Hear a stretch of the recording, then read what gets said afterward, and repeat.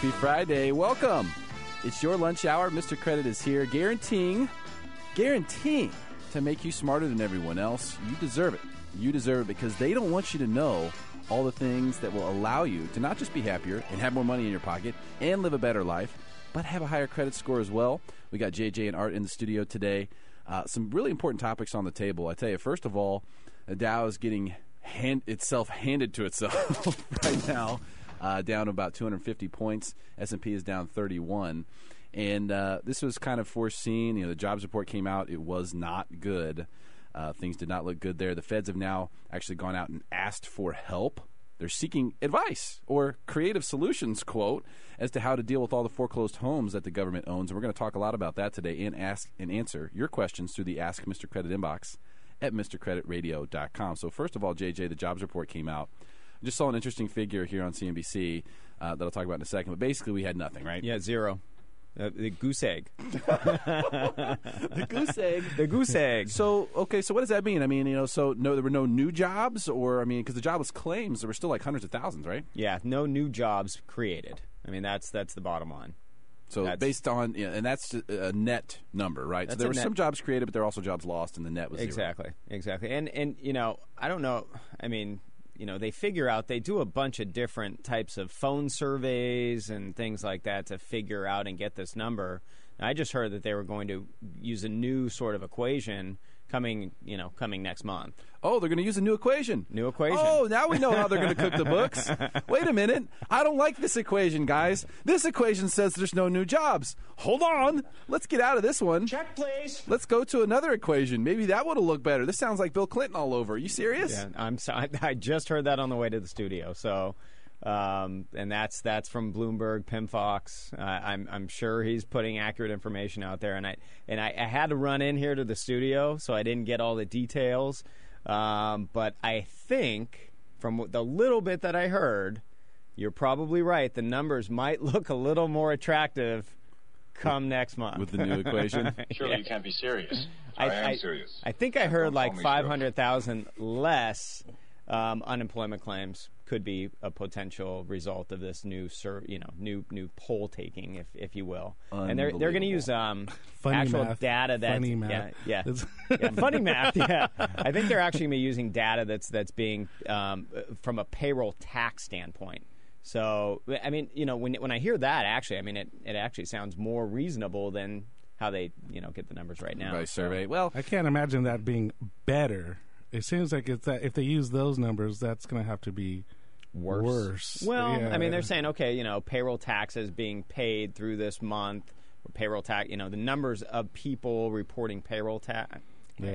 Going to be interesting to find out. It will be interesting. It will be interesting. I mean, that's the key. It'll be interesting to see what the change is. And then will they go back in time, you know, because they always revise the numbers from previous months. Right. Will they go back and revise all the numbers for 2011 and really make it look great? Well, it's coming up to an election year, so we got to make Obama look better right now. Make hay while you can, right? Well, we saw something come up on CNBC that was pretty funny. They were showing the companies that had created the most jobs during the last period. And number 2 was Taco Bell. Yo, Kettle. with 24, they created 24,000 jobs. No offense if you just got a job at Taco Bell. I mean, you know, you do what you got to do. And then the Air Force was number 1, creating 135,000 jobs. Just a little diversity there. Yeah. 1 and 2. Yeah. So it kind of fell off a cliff there. Now, those are good jobs, and those are good people going into the Air Force to help protect all of us here. And that's great. But if we look at it from an economic standpoint, it really isn't that encouraging. And then you put on top of that, and I've got 2 questions I'm going to ask you today, and I'm going to pose these questions for you right now. But we're going to talk about a couple of things that the government needs to do. They're looking at renting out these foreclosed homes, and we actually could create a tremendous amount of jobs if this is done properly. There are 2 questions for the day are this. Number 1, is it okay for a big guy to drive a little car? Okay, and I'll give you the details. Everybody knows I'm looking for a car, all right? Is it okay for a big guy to drive a little car? Yes or no? There's just hold your horses. And then I've got the second question of the day, and this one is a little bit deeper. And is it the NBA or the NFL? Now, if you've heard this before, keep it to yourself. But is it the NFL or the NBA? 36 members of this community have been accused of spousal abuse. 7 have been arrested for fraud. 19 accused of writing bad checks. 117 bankrupted in the last 2 years. 3 done time for assault. 71 cannot get a credit card due to bad credit. 14 have been arrested on drug-related charges. 8 have been arrested for shoplifting. 21 currently defendants in lawsuits. 84 have been arrested for drunk driving. Is it the NFL or the NBA? And that'll be one of our 2 questions of the day that we get to a little bit later in the show. So right now, the government has, between Fannie Mae, Freddie Mac, and the FHA, 92,000 homes that they actually own, that they are in ownership possession of. They also are expecting a couple 100,000 more homes over the course of the next year or 2. And the question that they're trying to figure out is, look, we can't flood the market with all these homes. That's just going to, depress real estate and cause a short-term dip in prices. So they're not looking to do that. And they also know that would screw over their good buddies, the bankers. Well, they actually have decided to sue recently, which I'll tell you about that a little later as well. So 92,000, let's assume that there's a couple 100,000 more on the way, so we'll use 300,000 for a round number. What do we do? What should they do? Should they, 1, hire a company to handle the property management and rent out all these places and deal with fixing everything and all of that? Or should they, 2, create a government infrastructure, create government jobs around this idea of property management of government foreclosed homes for rental purposes so they can sell them later when prices are higher? Or should they, 3, sell the properties now? If it depresses the market, it depresses the market. Let's get it over with. Sell the properties now. It's option 3. Option 4, let them sit. Just hold on to it. Don't do anything with them. Let them sit, and let's deal with it later. Let's kick this can down the street again. Those are really the 4 options that are out there. So if we look at hiring a big company to handle this, first of all, let's look at what are some of the things that you like about that idea, JJ? What are some of the things that you don't like about that idea? Hiring a big company? Yeah, hiring a big company, property management company. Well, I don't like one company handling all the transactions. I mean, that's just something funny is going to happen there. I just have a feeling if you put 300,000 homes in one company's possession to manage, it's just not going to be managed properly. Who's going to take care of that? How do they create that company? How do they hire one company to do this? There are some big companies that could do it. Definitely. And across the country, I mean, they, run apartment complexes and things like that. But now they're, dive down to the single family home, and can they handle it? Can it be run efficiently? Can it be run fairly? I'm just not so sure. I don't like that idea. Don't like it. I don't. Dislikes that idea of hiring a big company to handle it. Art, what do you think? Likes, dislikes? There's probably, absolutely there are companies out there that are nationwide, have nationwide reach, experience, many, many, many years of experience doing this type of thing. So if they put it up for a bid, they could probably get a handful of companies that will come in and bid on something like that. They would probably be relatively effective. I mean, this is what they've been doing for a long time. So adding 92,000 current and however many in the future, whether it's 100,000 or 200,000, whatever the actual numbers are, might be a little bit of a challenge. What's interesting to me is to see if we could actually rent that many out. I mean, are there that many people able across the nation to rent, versus buying? Because there'll be some people that are going to be buying some of these properties. There are going to be some people that are going to be renting some of the available inventory. And I'd like to do a little bit more research to find out those exact or closer to those numbers of properties available versus people available to occupy them, whether as renters or owners. So there may not even be that many available to rent, and it might be a moot point. So it'll be interesting. Interesting to see. Well, we got to do something now. If you hire a big company, I'll tell you what I like about that idea. What I like about that idea is that we're taking it out of the government's hands. We're putting it into the private sector. We're giving the people who run businesses, who know how to make it profitable, we're giving them the opportunity to go and hire the people that they need, to train them with their training and infrastructure that already exists, and to just expand. Instead of creating something from ground zero and trying to build something, we're taking something that's already a nice little mountain and we're adding to it. So I like that from that standpoint. I think it works. The bad news is that there's no way for corruption not to happen. There's just no way. Everyone looks at the government like it's a blank check. And, be very difficult for that not to happen. Now, there's some things. I remember when I worked at Sears and we were protecting assets there, we had an acceptable shrinkage level. We expected a certain amount of stuff to get stolen, and it was actually okay if only that much got stolen. And so you kind of have to expect that in these situations. You determine what's acceptable, and you just have to deal with it. It's unfortunate, but it's true. I don't like it, but that's also possible. I like the idea of getting the money away from the government. I don't like the idea of just having one company.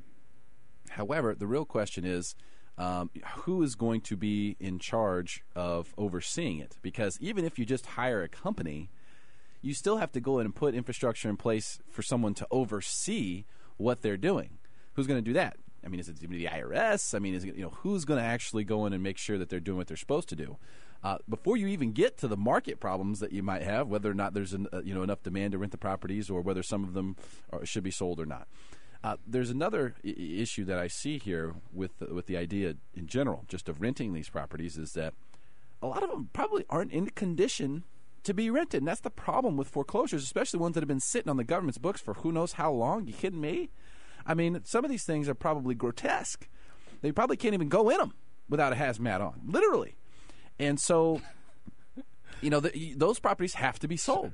So we got to determine, first of all, the 92,000 homes, which ones can actually be rented, which ones need to be fire sold. And that really is kind of step one. But as far as hiring a company to handle it, in most cases that makes sense, because the government doesn't have, unfortunately, they don't have a real estate helpline that they can call. Okay? Not like you do. If you have questions about real estate, whether you want it to buy, to rent, to sell, maybe you're upside down in your home, maybe you want to buy a foreclosure. We got a couple of good questions in here today. You could actually call and speak with Art on the Real Estate Helpline, who's the lead instructor for Kaplan Real Estate Schools, and someone who wants to help you for free. It's totally simple and very easy to do. 888-951-2929. If you or anyone you know needs help with your real estate, get some free advice. Find out what your home is worth. I mean, before you do anything, you have to know how much your home is actually worth if you're looking to sell. And if you're looking to buy, we got to get you pre-qualified first before you do anything else. 888-951-2929 or go to MrCreditRealEstate.com. All right, when we come back, we've got a couple questions I want to get to in the Ask Mr. Credit inbox. We got our questions of the day. And there's three different things that we need to consider here, because the government could create the infrastructure to do this on its own. Does that make sense? Should they sell the properties? That discussion and more when we come back. It's your lunch hour. Mr. Credit, ESPN 1700. If you'd like to contact Mr. Credit or get free credit advice, go to MrCreditRadio.com today. That's MrCreditRadio.com. Are you trying to decide what to do about your home? Do you feel like you might be upside down on your loan? Hi, Mr. Credit here. I know what might be going through your mind, and the uncertainty alone can be stressful. You know I'm a big fan of the truth, because it helps people make real decisions. Before you start making decisions about your home, you need to find out what it's really worth. Not from one of those online places that are way out of touch with the local market either. All you have to do is call the Mr. Credit Real Estate Helpline to get a free home valuation, a $350 value, absolutely free. 888-951-2929. That's 888-951-2929 to find out the true value of your home today. 100% free. 888-951-2929 or online at MrCreditRadio.com. Come on, be one step ahead of everybody else. Let Mr. Credit help you. Call 888-951-2929.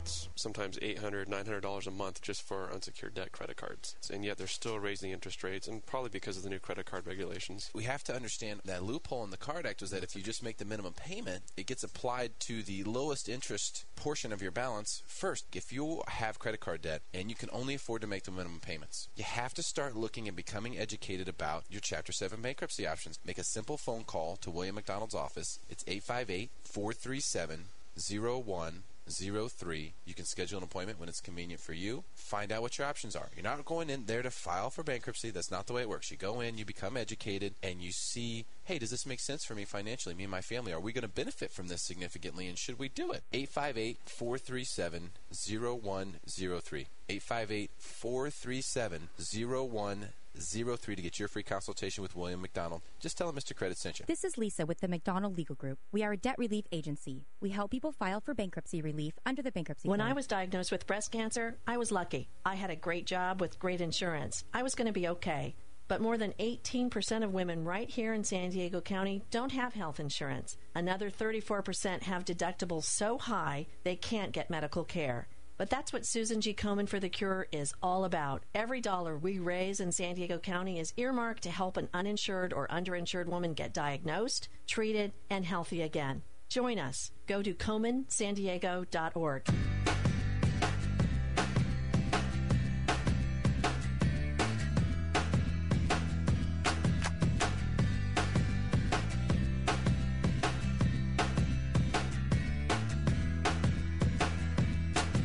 I was madder than a hornet this morning. I was just hot as a firecracker. I had my car towed unjustly and have since gotten several smacks in the face as to why I have no reason to be upset about anything.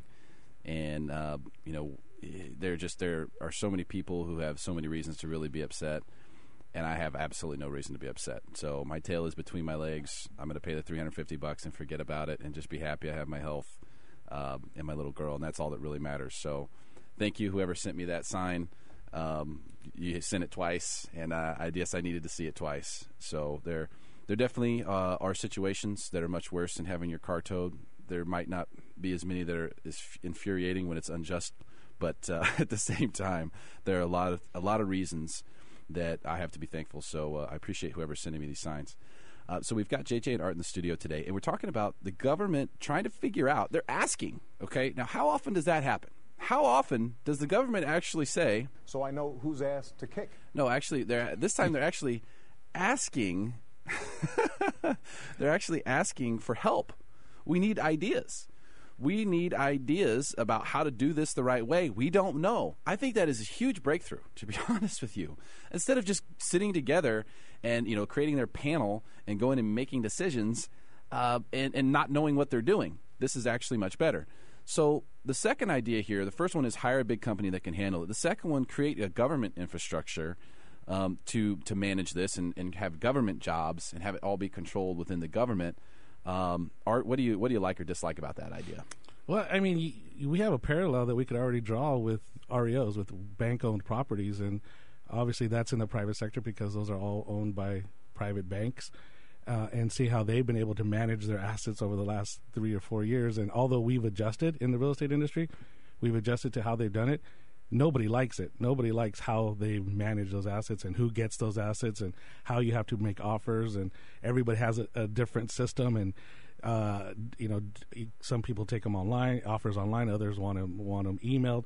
There's no consistency. And Jason Lopez, who's been on this show before, was telling me about he has an REO account where he has listings. And one of his listings, he had 4 offers. They had to be rewritten like 3 or 4 times each because they kept missing one thing. So I don't know. Can the government do a better job than we've been able to prove in the private sector?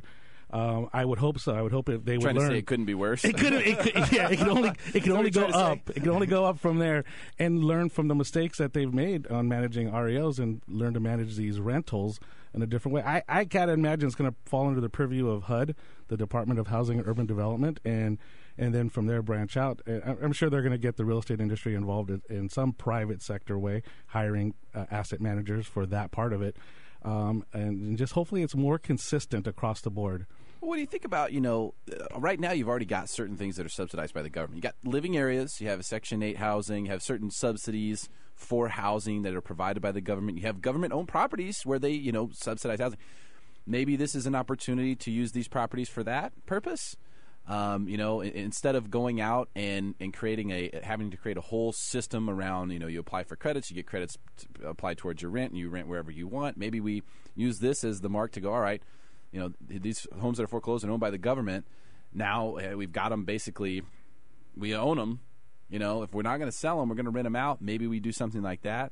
Of course, depends on locations and things along those lines. But maybe we go on a one-on-one basis and we create, like they do rent control in certain areas. Maybe we do something like that for good families. Put them into a good house. Families that need help. A lot of people need help right now. This is a chance for the government to do something really good with people, legitimate, hardworking individuals who are down on their luck. maybe that's the way that the government can get involved here and actually do something positive with this situation instead of just looking at the dollars and cents. What do you think about this one? Well, regretfully, we haven't come to an option that I agree with yet. It's okay. I think number 3 we'll get there. The problem that I have with the government running the rental aspect of this is they've proven themselves to be not that great on the Fannie Mae, Freddie Mac side, and that ultimately is what we're talking about. We're talking about Fannie Mae, Freddie Mac. And, if anybody looks at their quarterly numbers the last couple of years, we're what talking... numbers? Yeah, oh. Yeah, the billions of dollars in losses. Oh, yeah, well, they're going to redo those. So yeah, they're new calculation. We need a whole new calculator system for that. They're coming out with the Obama calculator. You didn't know that? the Fannie Freddie calculator? No, it's the Obama calculator. I like that. They're coming out with their new calculator, their own proprietary model calculator. With a different equals button at the bottom. 2 plus 2 equals 10. Yeah. I like it. 2 minus 4 equals plus 2. Yeah, that's what they're looking for. So I mean, they just have kind of proven themselves. Now, granted, it went from like kind of a privately run entity to a government run entity, and nothing better has happened. I will also say, and I don't deal with the bank-owned properties from Fannie Mae or Freddie Mac, but from what I'm told, from a real estate agent's perspective, dealing with those properties that they have accounts with. So they have an account with Fannie Mae, and they get these owned properties by Fannie Mae to take to the marketplace. It's probably the worst process in place, or one of the most tedious that are in place right now. And they have great loan programs to back those properties. And I think if they could streamline those systems to sell them, and we're not there yet, so I'm gonna back off of that thought, but that would be good. They just if that process is bad, how can they create a rental process as a landlord that's good? I think you can only do it if it's a long-term thing and not just for this cycle. If you could come up with a reason why the government needs to have its own properties that it owns, that it rents out to people in need who apply, that they qualify. If we determine that we need that, then it should be there. Because I live downtown. I see a lot of people sleeping outside. And sometimes there are people who have children. I mean, it's you can't avoid it. Yeah. There's got to be a better way. When I see people driving Ferraris around down there, I mean, there just has to be a better way. I'm not saying they don't deserve their Ferrari. I'm just saying we're a little bit lost on some of the things that we could be doing to help one another out. And maybe it does require the government getting involved to do something like that. Maybe it does require a program where we say, hey, look, we got 300,000 houses across the country that we own. We're going to rent them out. Instead of going with some company and trying to rent them out for top dollar, maybe we do need to create an infrastructure. Maybe we do need to find out who needs these houses the most, make it affordable for them, and get them into these places. I don't know. I don't know if that's right or not, but maybe it is. Maybe we should just sell the houses and just see what happens to the market. What do you think about that one? I'm all for it. Now, ding, ding, ding. For me, you finally hit the one that makes sense. And for me, it's a very easy sort of conclusion. I mean, we're obviously in multi-year process here, and people said it would be cleaned up by 2010. People said it would be cleaned up by 2011. People said it'd be cleaned up by 2012. Well, we're not even close to having this all cleaned up as far as the housing mess. And the houses keep going back to the banks. They keep going back to Fannie Mae, Freddie Mac.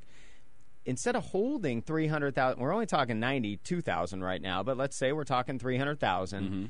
Get them out there. There are investors who will rent them. Get them in hands of people that can manage them themselves. Take it to the private sector. There's plenty of investors out there that manage hundreds of homes. Do you think they should bundle them up and sell them at a discount to investors? Not so much bundle them up, but just put them out there. Try put to them get as much money fair as they market. can. Yeah. And the ones that are banged up, Fannie Mae has a great loan program with a renovation loan that people can add the renovation costs into the financing and fix up that house and move into it. Freddie Mac has a renovation loan too. Take it to the market, sell them at marketplace, market prices. What people are willing to pay for it. Let them fix them up if they want to fix it up. Streamline that process. Make that process easy. Get those homes off the books. Clean 300,000 houses out of this marketplace. And hey, you know what? Maybe create a little subsidy for the buyers that want to buy the house. Okay. How about that? Well, what do you tell the people who own homes in those neighborhoods, though? Well, you're going to eat it whether you like it or not. Well, that's you know what? It stumped me. Hello. That's it. Well, you know what? I mean, what are you going to tell people? You own a home, don't complain. Yeah, what are you going to tell people in any home right now? I mean, that's the thing. I mean, that happens all the time right now. And if we're talking 300,000 homes across the country, we're not talking 300,000 homes in San Diego County. Sure. We're talking across the country. So you don't think it would affect values? Break it down per county. Break it down per state. We're probably, I mean, come on. Let's look at the real numbers per state. Maybe we'll end up with 10,000 homes in San Diego County. Out of that 300,000, maybe it'll be 50,000.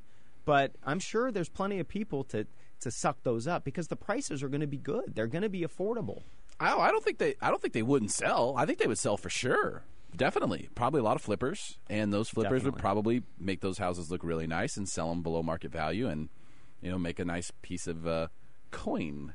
Maybe they'll buy them below market value and sell them at market value and help out the neighborhood a little bit because that's ultimately what a lot of flippers are doing right now. Yeah, well, they like to sell under market value to move them, which is okay. Yeah, which is fine. It's okay. It puts a good deal out there for someone to buy.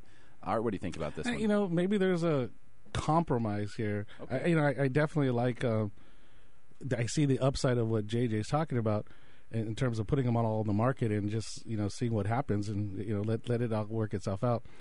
But I think there's a certain amount of those properties that people are going to be losing that you go back to those families and say, we could rent it back to you with a chance to buy in 2 to 4 or 5 years.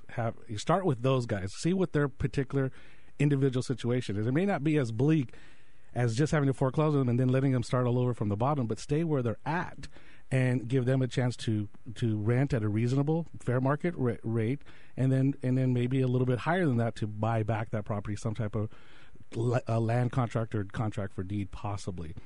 Yeah, I mean... That's a brilliant solution. Yeah. Okay, let me go ahead and just give you the thumbs up on that one, all right? I'm going to give you the... Yeah! All right, now, the reason why you like that, they love that sound effect on 1090. Here's the numbers. This is the way it breaks down. No one remembers this. I said it 3 years ago on Weekend Radio. But this is what I said that they should have done from the very beginning. When a government loan is about to be foreclosed, or a home that's about to become government-owned is about to be foreclosed, instead of foreclosing, they should try to work out a deal to rent the place to the people who are already living in it. Why didn't they do this in 2007 and 2008? They could have been making money big time. The whole last 3 or 4 years could have been, even if they charged them half of what they could rent it for. They were just getting $1,000 a month from a place they should be getting $2,000. It'd be millions of dollars, millions and millions, hundreds of millions that the government could have collected without doing anything, but actually allowing people to stay in their home, not uprooting their families or their children, so on and so forth. And maybe those people, in the end, couldn't afford to pay the market rental value, but you give them plenty of notice. One day when you finally get around to coming to a solution in 2011, you give them notice, look, 6-month notice, we're going to be renting it at this rate, you have first right of refusal. If not, you need to be out on this date. And you can continue to pay your $1,000 a month until then. We could have been making so much money by doing that. And no one listened back then. And no one cared. And now who knows if that's even possible, because most of these are probably vacant, But I do think that is a way that they should look at. Now, the reason that it's hard to get away from the idea that the government should rent these houses out and just sell them, this is the reason why I can't agree with you guys on selling them, is because look at how much money how good of a business this could be. All right, even if, let's take $92,000, for example, right now. Let's say the average rent on these residences is $800 a month, which it could well be more than that because these are mostly homes that have, these are homes that were purchased, so they're relatively nice. $73.6 million a month in rent, whereas right now we're getting nada. Okay, $73.6 million a month. Now, that could turn out to be a really good investment, especially if they're able to sell these homes later and they have a family in there taking care of them. They can sell them later in market value or slightly reduced, but get some nice coin and return on that investment later. If it's 300,000 homes at $800 a month, it's $240 million a month in revenue. $240 million a month in revenue. It's huge. This could be the cashest cow of all cash cows if it was run properly. And that's a big if. And I'm aware of that. But I don't think there's any way that we can let these properties sit. In fact, I think that is, that's the fourth option. That's the one thing that can't be done. That's the one thing that we cannot do. There's just no way. Now, we have several questions in the Ask Mr. Credit inbox that we're going to get to, as well as doing our questions of the day here in a second. But I want to tell you this right now. If you think there's a better opportunity to buy coming, down the line a year or 2 or 3 from now, you might be right by like 3%, okay? But if you actually want to be savvy, if you want to get ahead of the crowd, and you think that owning real estate is something that you want to do, here's what you need to do. First thing we do, correct me if I'm wrong, JJ, we get pre-approved for your loan. You get the opportunity to speak with Art, get free advice from him about where should I be looking to buy. Should I be looking to buy a foreclosed home? Should I be looking at short sales? What's my time frame? How can I make the most of my real estate investment? How can I get the most bang for the buck? Can help you with that. Call JJ, get pre-approved. This is what you need to do. He's the only person I trust. He's the best mortgage guy in town. I guarantee you will not be disappointed. 855-462-7555. 855-462-7555, or go online, askjjnow.com. 30-year fixed rates are still in the low 4s if you own a home and you haven't taken a look at it recently. Do that. Save yourself that money if you have the chance. You don't have to pay a whole bunch of costs. You don't have to increase your loan amount. You can get a great rate right now for no money out of your pocket. 855-462-7555. Your questions when we come back. The Ask Mr. Credit inbox at MrCreditRadio.com. See you in a few. If you'd like to contact Mr. Credit or get free credit advice, go to MrCreditRadio.com today. That's MrCreditRadio.com.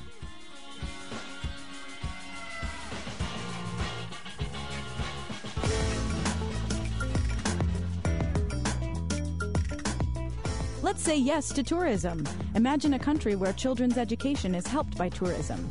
A country where tourism provides a quality public works system and creates employment. Imagine that tourism respects nature and becomes a most important source of income. That is why the federal deputies of all political parties proposed a constitutional amendment to consolidate tourism as a national priority. Let's talk about tourism. Deputy Chamber, 61st Legislature. When Felipe Calderon was elected to the Republic's presidency, he found that violence unleashed by some criminal organizations against others had been growing and hurting the community. That is why he decided to act firmly to stop the criminals who have generated so much violence in order to build a stronger and more secure Mexico. He is working for you and your family's security. With facts, a stronger Mexico is being built. Fifth Government Report, this program is public unrelated to any political party and shall not be used for purposes other than stated in the program. According to the latest census information, 95 out of 100 Mexican children aged 6 to 14 go to school. Are your children among them? In Mexico, everyone counts. 2010 Housing and Population Census, INEGI. Because every day you strive to create opportunities in this prodigal land that is yours, no matter what your background is, you join many that, like yourself, struggle and work hard for the progress of your home that is Baja California. Baja California State Party. Baja California for the Baja Californians. XFL 1700 AM Baja California. Hi, it's Colin Coward. You're listening to ESPN Radio 1700. Catch me weekdays at 7 a.m. ESPN Radio 1700. Do you have negative items on your credit report that you'd like to clean up? Hi, Mr. Credit here. I've helped thousands of people clean up their credit reports and improve their credit scores over the years. And it all starts with some good, honest, and free advice. I recommend mycreditspecialist.com because they do credit repair the right way. That's right. You only pay them once they have achieved your desired results. With mycreditspecialist.com, there is no money up front and no money at all until you get results. That's how it should be, and that's how it's done at mycreditspecialist.com. No need to fight this battle with a toothpick any longer. Just call 888-888-0154. That's 888-888-0154 today, or go to mycreditspecialist.com. 888-888-0154. Did you know that 20 women will be diagnosed with breast cancer during your lunch hour today? What if those women don't have health insurance? Who will help them? The answer? Susan G. Komen for the Cure in San Diego. Komen San Diego funds everything from free mammograms and treatments to meal delivery and mortgage payments. Everything a San Diegan would need to survive a breast cancer diagnosis. Help us to help them. Join the fight. Go to ColemanSanDiego.org and find out how.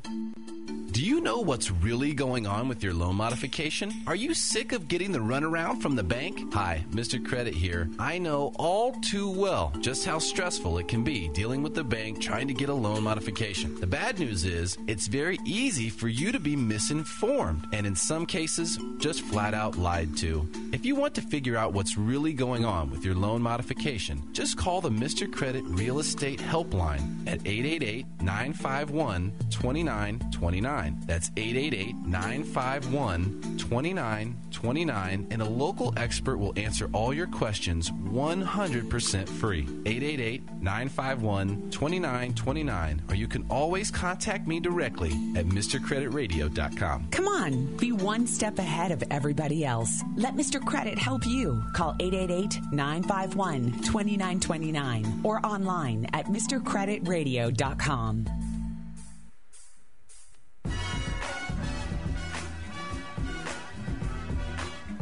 Mini, it actually fits me a lot better than most like mid-sized sedans, and that's one of our questions of the day. Is it weird for a big guy to drive a little car? Let's get to our first question of the day here. This one was basically, is it the NFL or the NBA? I'll give you guys a quick chance to answer here. 36 accused of spousal abuse, 7 arrested for fraud, 19 accused of writing bad checks, 117 bankrupted in the last 2 years, 3 done time for assault, 71 can't get a credit card because of bad credit, 14 arrested for drug-related charges, 8 arrested for shoplifting, 21 currently in lawsuits and defendants in those lawsuits, 84 arrested for drunk driving in the last year. The NBA or the NFL? JJ? I'm going to say the NFL. And I'm going against my grain, but I have more players in the NFL, to make up that equation. So I'm going statistically here. Okay. All right. The Valenzuela family tree. No, I know the answer to this. I'll recuse myself. Okay. All right. It's Congress. Yeah. Washington. It's a trick question. Washington. This is Congress. 36 accused of spousal abuse. 7 arrested for fraud. You kidding me? 19 accused of writing bad checks. 117 bankrupted. Bankrupted at least 2 businesses. 3 done time for assault. Assault? What? 71 have bad credit. That's okay. It just shows you how tough this thing is. Even when you're on the inside, it can be tough. 14 arrested on drug-related charges. 8 arrested for shoplifting. 21 currently defendants in lawsuits. 84 arrested for drunk driving. Now do you think Congress is overpaid? Yeah. That's what this was. This is in follow-up. Someone emailed this to me yesterday. In follow-up to our Agree or Disagree segment. Got some emails here in the Ask Mr. Credit inbox I want to get to today as we continue discussions here with JJ and Art in the studio. I just got a quick one from Valerie, who just emailed, please contact me so we can discuss my financial picture. It's in need of a drastic overhaul. Valerie, I'll be in touch with you shortly after the show today. Of course, I have to go and get my car from the tow yard, but I will be ringing you shortly after that is taken care of, and we will get it figured out. Whatever it is, it doesn't matter. If you have questions about investing, you have questions about your mortgage, you want to do a refinance, you have questions about your home, you're upside down, you're not sure what to do, your credit score, insurance, it doesn't matter. We help you, and it's 100% free. That's what we're here for. So look for a call from me. Here's one yesterday from Kate, who emailed in. So you were right. Filing BK raises my score. I'm at 620 now, and still before my discharge. Kaboom! Exclamation point. So I told you, it happens. And some guy on YouTube tried to say that I was giving out terrible advice because I said this in one of my videos. Brother, I have the proof. I wish I could tell you what I wrote back to him, but you have to go to youtube.com/MrCreditRadio to read it for yourself. Basically, here's how it works. You file bankruptcy, you have negative items associated with the accounts that are included in that bankruptcy. Those negative items get removed. This is what causes the credit score to go higher. Even though you're adding the bankruptcy, which costs you some points, you're also removing negatives. Now, I don't know if that function is going to be on the Obama calculator or not, but when you remove a negative, that gives you a positive, and that's why the credit score goes higher. So thanks for emailing in, Kate, and thank you for reaching out to William McDonald and the McDonald Legal Group, which is the only company that you should contact if you have financial stress and you need help with bankruptcy. Free, untimed consultations with McDonald Legal Group and William McDonald, the best bankruptcy attorney in Southern California. If you or anyone you know needs help, 858-437-0103. 858-437-0103 or online, SanDiegoBankruptcy.us. This one's from Carla.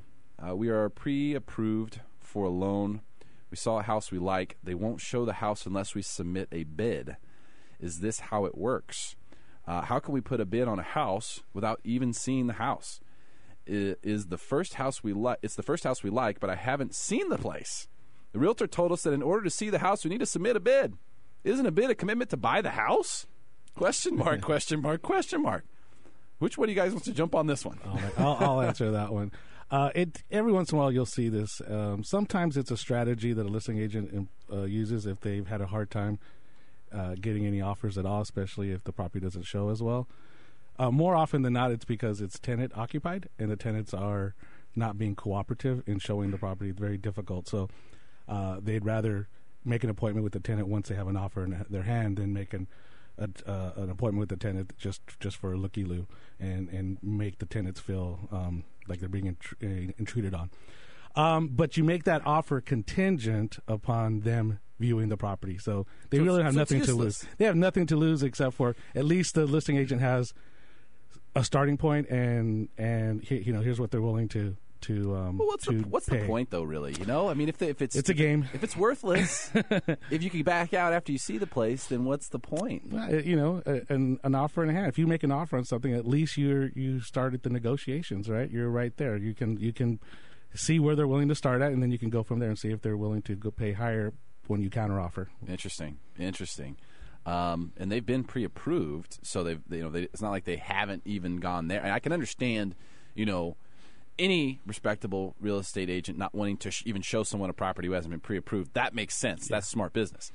But once someone's been pre-approved and they want to just see a house, I feel like they should be able to go check out the house. Does this happen often? It doesn't happen often, but I've actually seen it more in the last 6 months. Really? I really have, and wow. And a lot of it's tenant occupied stuff. The owner of the house is trying to keep that tenant in the house while they're selling it. Keep everybody happy. And tenants don't really, you're a tenant, you're renting, you really don't want people intruding on your life.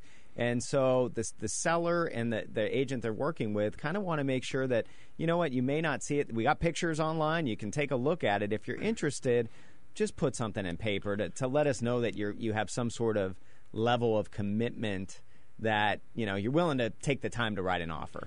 Yeah, we got to make sure we give the tenant plenty of time to hide his marijuana plants. The tenant has the right of quiet enjoyment, their legal right of quiet enjoyment, which means that a landlord cannot just show up anytime they want without giving them 24-hour, usually written notice. But there are exceptions in emergency, and with the sale of the home, there is some latitude there. But still, the tenant has the right to do not have somebody come and look at their house every single day. And so when you have someone that says, I don't want to, here's the compromise. And it's usually the extreme. Normally you could do it with a couple hours notice or 24 hours notice. Usually if the listing agent pushes it and works with the tenant and they show some goodwill and help them out a little bit, they could work something out. Every once in a while, tenants are just stubborn. They're going to stick their feet in the ground and say, nope, we're not going to do it. Now, this is the only thing they can do. It's not the real estate agent's fault in this case, is what you're telling me. I don't believe most of the time it's not. Okay. Now, again, I have seen it where properties that had so many problems with them that they just wanted to get offers before someone looked at it, prejudged it just by viewing it, and then after they had an offer, and then they would let them look at it. But that's more rare. Okay. Well, either way, Carla, you know what you need to do. It's very simple here. You get free advice. Call Art on the real estate helpline. That's what he's here for. He's a lead instructor for Kaplan Real Estate Schools. He'll shoot you straight. Whatever help you need, he'll give it to you. If we need to do, you need to do an analysis on the home to see what it's worth before you make an offer, if you really are that interested in looking at it, and we can do that. There's no problem there. 888-951-2929. 888-951-2929 or online, MrCreditRealEstate.com. We got questions from Mike and from Palmer when we come back. And a couple more from the Ask Mr. Credit inbox, MrCreditRadio.com. It's your lunch hour. This is Mr. Credit. We'll be back in just a second.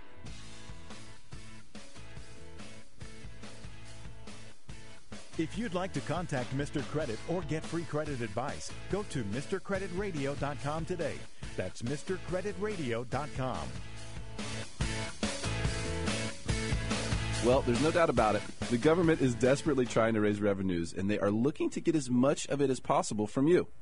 If you don't have a CPA that you trust, that you know is saving you money, and actually takes the time to plan with you to minimize the amount of taxes you pay every year, then I need to introduce you to Steve the CPA. Go to mysdcpa.com and check it out. Especially if you're considering a short sale or foreclosure this year, it's crucial to do tax planning. Go to mysdcpa.com or call Steve, 858-381-5290. The laws created to help people with this do not apply to everyone. Don't get snake bitten by the IRS. Take action today. Go to mysdcpa.com or call Steve, 858-381-5290. That's 858-381-5290 or online, mysdcpa.com or call Steve, 858-381-5290. Your mother, daughter, sister, or friend. Did you know that a woman is diagnosed with breast cancer every 3 minutes? Susan G. Komen for the Cure is funding everything from free mammograms and treatments to meal delivery and mortgage payments. Everything a San Diegan would need to survive a breast cancer diagnosis. Please support the women in your life by joining Komen for the Cure on our mission to end this disease. To learn about Komen San Diego, go to KomenSanDiego.org. Huge opportunity right now. Let me tell you about this. Do you know how much money you can save in today's low-rate environment by refinancing your home? Mortgage rates are actually so low that many are able to purchase a home for a payment that's less than their current rent. It's very simple to find out how much you can save by calling the only person I trust with my mortgage questions, Jean Giroux with Guaranteed Rate, JJ, right here in San Diego, 760-522-2298. JJ has been in San Diego for 21 years. He went to San Diego State. He bleeds Chargers and Padres blue. But most importantly, he is 100% trustworthy. If you want a mortgage professional you can trust to save you the most money, JJ is easy to reach. 760-522-2298. That's 760-522-2298 or online at AskJJNow.com. AskJJNow.com. Para resultados y más información acerca de este programa, consultar la página espnradio1700.com.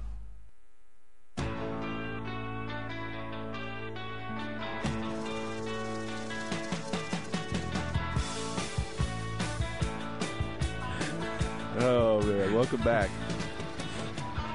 It's your lunch hour. Thanks for hanging out with us here. I really appreciate it. It's a Friday. Hopefully you've got a great weekend planned.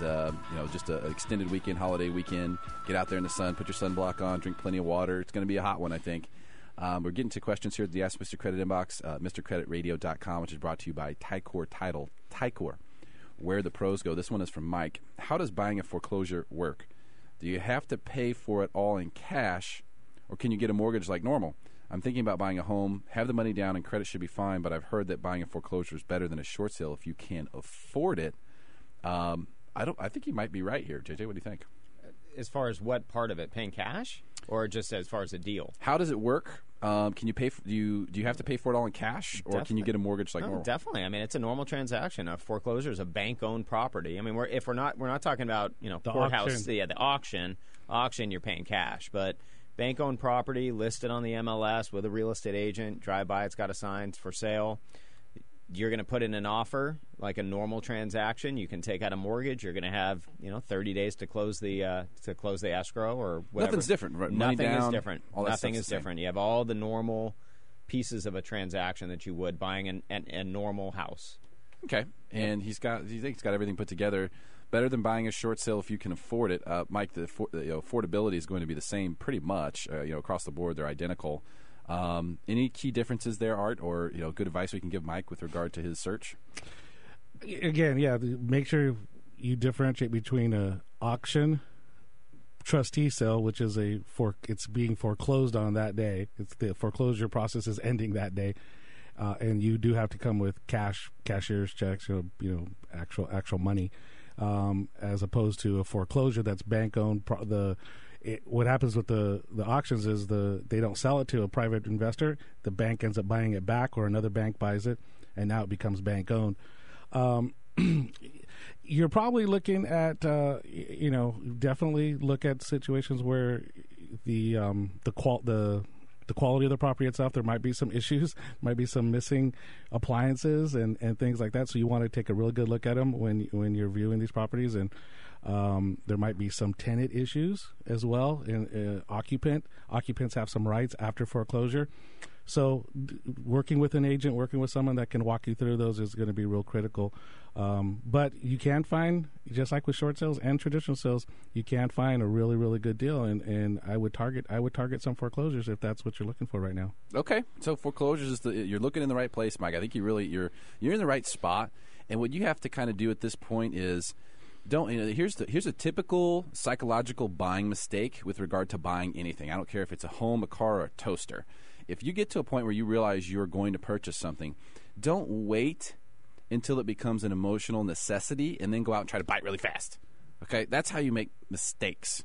So if you want to buy smart, then what you'll do is you'll go ahead and initiate the process and go out and acquire some knowledge. Okay? Do some knowledge acquisition.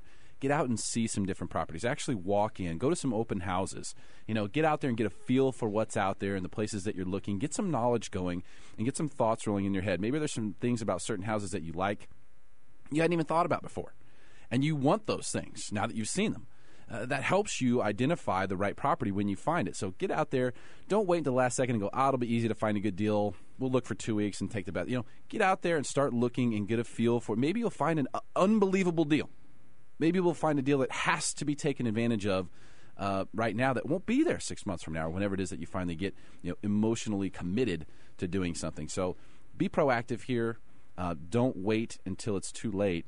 And remember, you're never obligated. I mean, even if you write a contract for a place, you still have a contingency period where you can back out at no loss to you for several different reasons.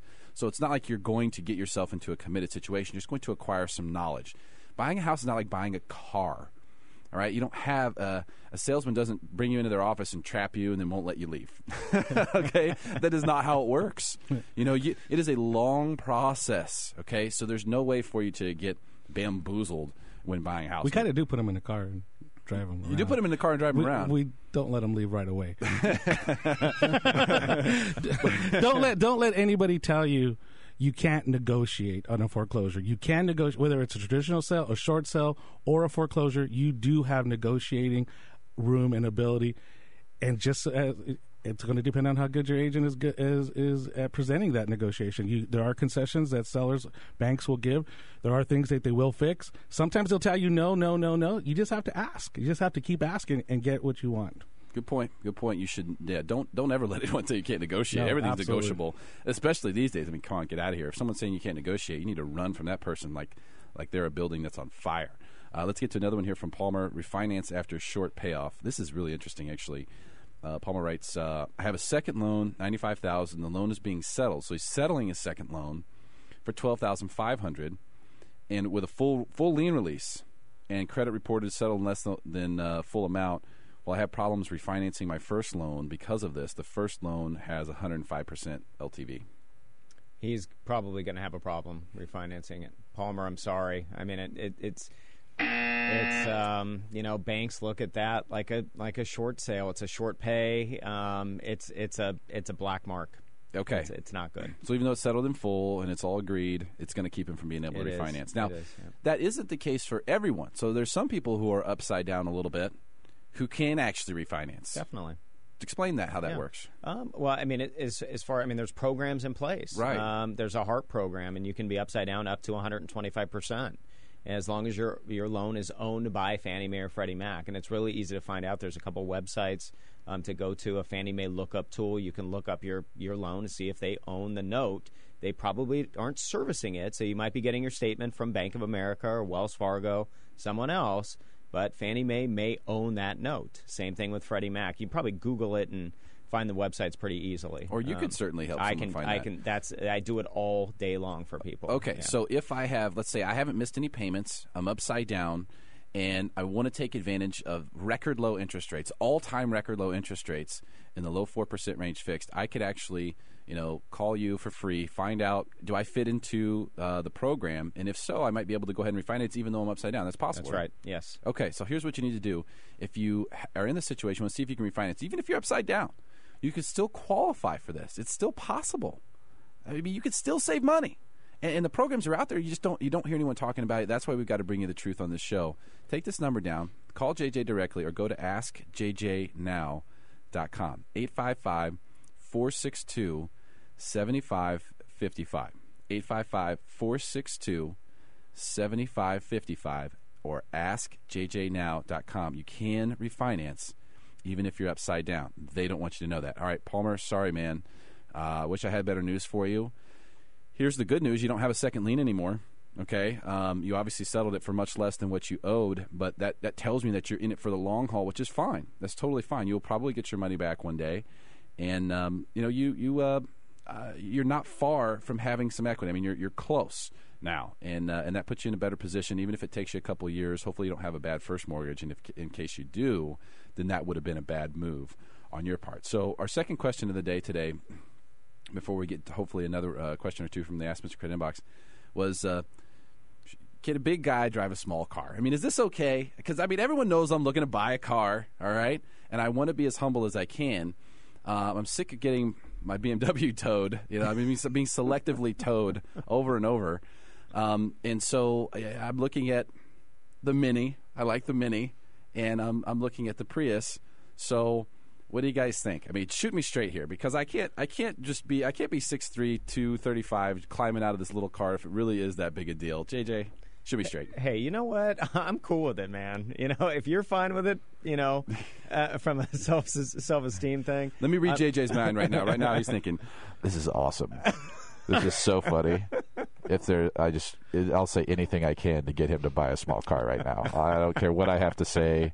I'm going to say anything. Yes, it's cool, man. I think you should buy a smart car. I can't fit in that thing. I can't fit my golf clubs in there. Yeah, that's true. No, hey, you know what? Prius, you're saying you're green, you're environmentally friendly. 45 miles a gallon. It's a great deal. Hey, that's a cool car. And the Mini's, it's a BMW company. Right? Well, don't tell me that. You're driving to be humble here. You're driving a small. Well, you're owned by BMW. Well, it doesn't say BMW on it, so yeah. Okay. Well, now I can't do it. It's like driving like a go-kart. You just, you're like speed racer. You won't get towed. Well, they probably will still tow me as long as they have the Mr. Credit. They don't need a tow truck. They just pick it up with their hands, put it in their pocket. Did you guys see the picture that went viral with Shaquille O'Neal and his girlfriend? He's like 7'2", and his girlfriend's like 4'11" or 5 foot. Oh, that's what I'm picturing. Oh, okay. When I see you in 6'3", 235 in a Mini, I don't see it, man. Can't do it. I can't do it. It's just too funny. It's too funny. As long as it's not like shooting me straight. Man. Yeah. VW Cabriolet, then the I would convertible. have a problem with that. Yeah, no, I'm not going to be driving around a Boxster. Okay, that's not going to happen. Or the Capri, like you go get in like an '87 Fiero. No, not going to happen. But I really am thinking about surprisingly, the Prius has a lot of room in it. Okay, for big guys like me, most cars don't fit. I mean, a Camry, supposed to be a bigger size car in the Toyota line, is less comfortable for me than the Prius is. That's just a fact. I mean, my head hits the top in a Camry. Hey, gas at 385, whatever it is, 45 miles to the gallon. I wish, I could notch up the Tahoe. I'm still willing to say anything, whatever it takes, to get this guy to buy as small a car as possible. Those photos are going on Facebook. And once I buy it, it's too late. Then that's when he laughs at me.